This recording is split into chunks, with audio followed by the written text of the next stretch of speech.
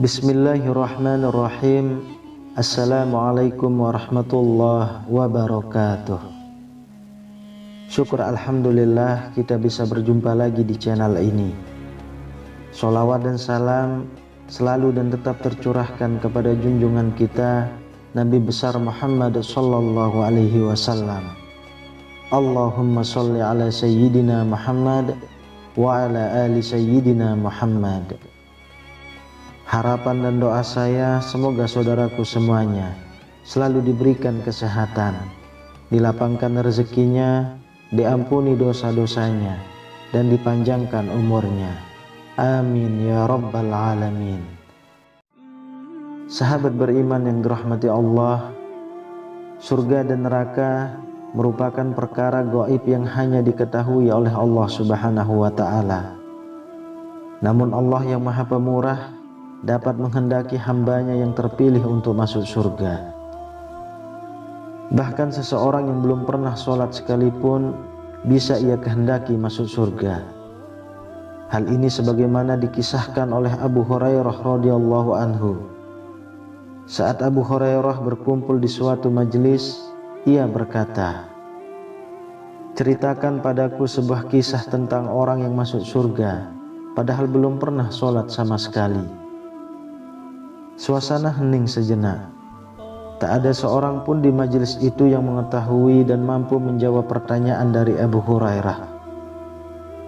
Mereka lalu mengembalikan pertanyaan itu kepada Abu Hurairah. "Siapakah ia?" tanya mereka. "Usairim bani Abdul Ashhal Amr bin Sabit bin Waqqas," jawab Abu Hurairah. Namanya adalah Amr bin Sabit, seorang laki-laki dari Bani Abdul Ashhal. Ia juga sering dipanggil dengan nama Amr bin Sabit atau Usairim. Amr bin Sabit pernah diajak memeluk Islam, namun ia menolak karena kaumnya. Dahulu ia memiliki harta riba pada masa jahiliyah, dan ia enggan masuk Islam hingga ia mengambil harta tersebut. Suatu ketika datanglah waktu perang Uhud. Amr bin Sabit bertanya, "Di mana anak-anak pamanku?" Orang-orang pun menjawab, "Di Uhud."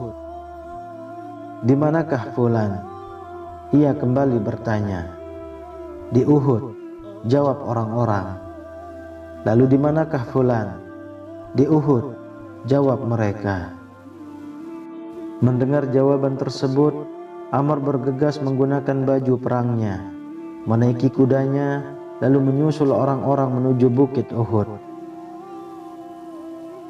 Saat orang-orang muslim melihatnya, mereka pun berkata, "Menjauhlah engkau dari kami, wahai Amr." "Aku telah beriman," jawab Amr. Maka umat muslim pun mempersilahkannya untuk bergabung dengan pasukan. Kemudian Amr bertempur dengan gigih hingga ia terluka. Saat perang usai, orang-orang Bani Abdul Ashhal mencari korban-korban peperangan dari kaum mereka. Tak disangka ternyata mereka menemukan Amr. Mereka menatap lekat-lekat wajah Amr, memastikan bahwa itu adalah dirinya. Mereka pun berkata, "Demi Allah, ini adalah Al-Usairim." Amr pun dibawa menuju keluarganya dengan keadaan terluka. Sa'ad bin Mu'az lalu mendatangi saudarinya seraya berkata, "Tanyakanlah kepada Amr, apa yang menyebabkannya datang ke medan perang? Apakah ia berperang demi kaumnya atau karena Allah dan Rasulnya?" Amr pun menjawab, "Aku datang ke medan perang karena ingin masuk Islam. Aku beriman kepada Allah dan Rasulnya. Aku masuk Islam lalu mengambil pedangku. Aku maju bersama Rasulullah Shallallahu Alaihi Wasallam dan aku berperang hingga aku terkena serangan." Tak berselang lama, Amr pun menghembuskan napas terakhir di rengkuhan tangan kaumnya. Mereka pun menceritakan kejadian itu kepada Rasulullah Shallallahu Alaihi Wasallam. Kemudian beliau berkata, "Sesungguhnya ia termasuk penghuni surga." Amr pun dicatat sebagai penghuni surga padahal ia belum pernah melakukan sholat sama sekali. Demikianlah Allah Subhanahu wa ta'ala dengan mudahnya membolak-balikkan hati seseorang.